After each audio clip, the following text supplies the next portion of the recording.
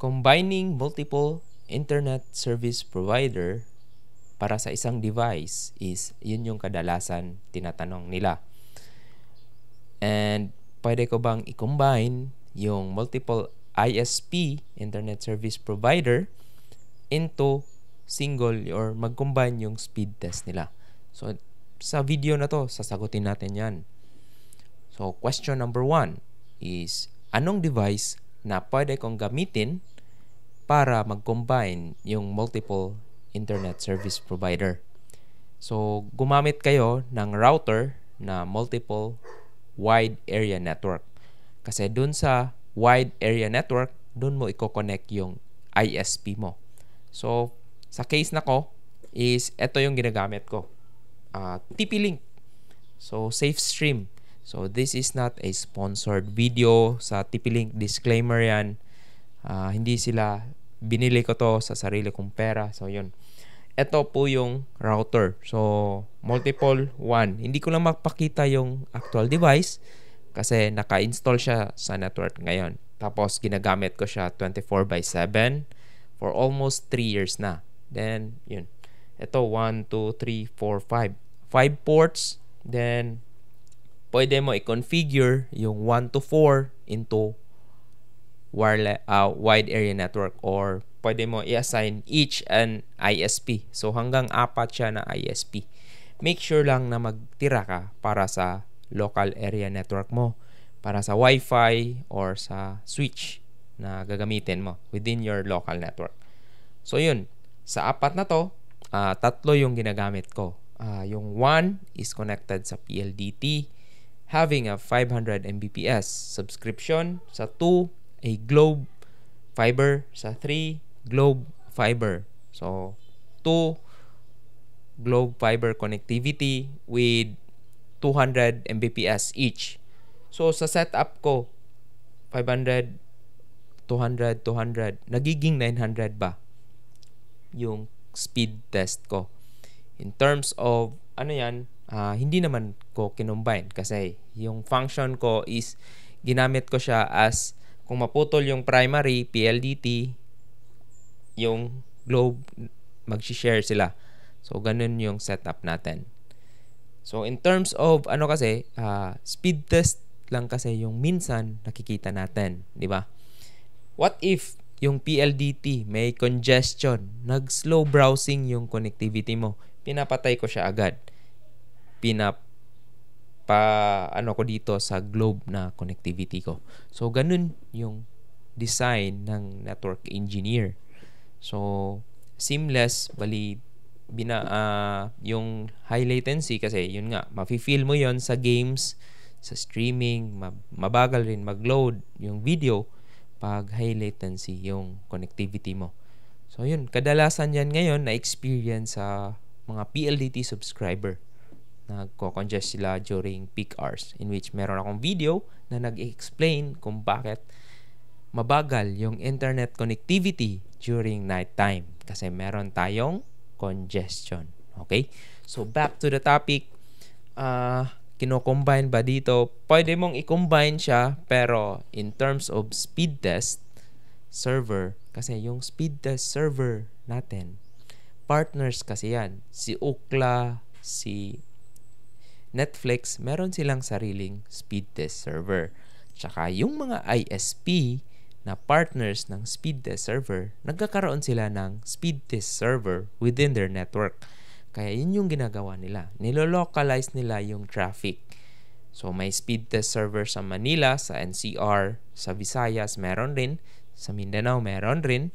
Para kung taga Visayas ka, doon ka lang mag-speed test within the Visayas. Kaya, doon yung nearest server mo. Kaya doon ka pinopoint, primary, doon sa speed test. Kaya meron tayong option sa speed test na pumili kung saang server na pwede natin gawin.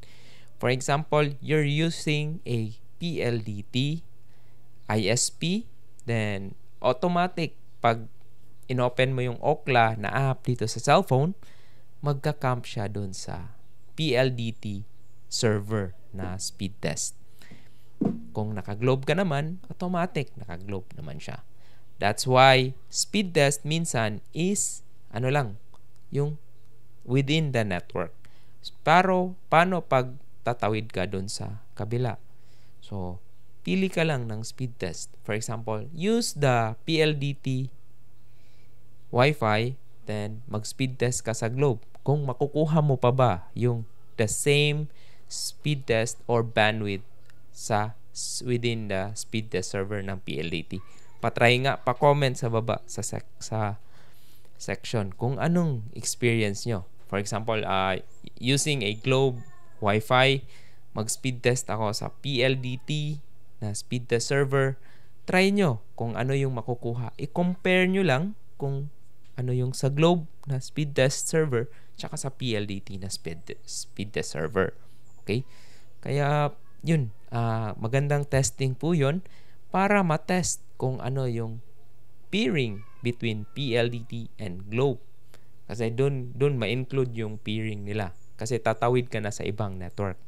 Kaya, in reality, hindi mo talaga mako-combine yung speed ng dalawang ISP.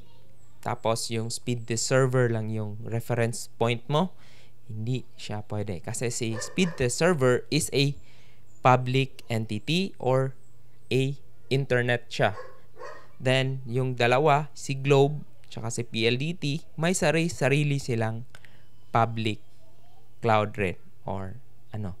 Yun yung tinatawag na ASN or asynchronous number tsaka IP address. In order for you to qualify yourself as a internet service provider na mag-advertise ka sa internet. So, kung wala ka nun, wala kang AS number, wala kang set of IP address na binili kay Appnik, yun, magiging reseller ka lang ng anong subscription. For example, your Globe, your PLDT, your Converge, your Rise. So, yun. Yun lang yung mga famous na internet service provider sa Philippines na meron silang sarili nilang network. For example, si Google, meron rin siyang ASN, si Yahoo, may ASN, in which yung internet peerings, meron akong full video na nag-i-explain paano ba tayo nakakonect sa internet. So, panoorin nyo yung video na yon kasi very informative on how the internet works sa video na yon. So, in terms of speed test, hindi mo talaga mako-combine yung dalawang ISP speed. So, klarong sagot po yun in terms of network engineer. Kasi in terms of routing, yun nga, dapat yung session ng speed test mo is TCP kasi yan. So, may attach yan. So, route 1, route 2. Hindi mo naman pwedeng route 1 tapos pa ganun. Pa ISP1, ISP2, ISP1.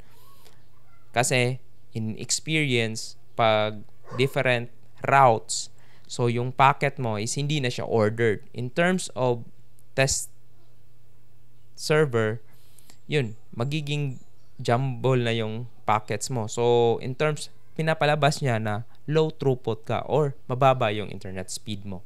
Kaya yun yung kasagutan ko. Kasi hindi ako masyado na convinced na i-combine mo yung ISP sa speed. No, cannot. Dun nga, meron akong nakita ni Kuya IT, PLDT tsaka Smart, in which to think the same naman sila ng network.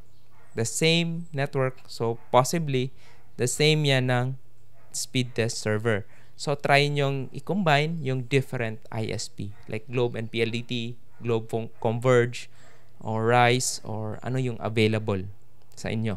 Okay? So that's a very clear video. So maraming salamat and keep supporting. And this is not a sponsored video kay TP-Link. Okay? So maraming salamat and hope you guys learn about this, and marami pa tayong video about internet and Wi-Fi. So see you around.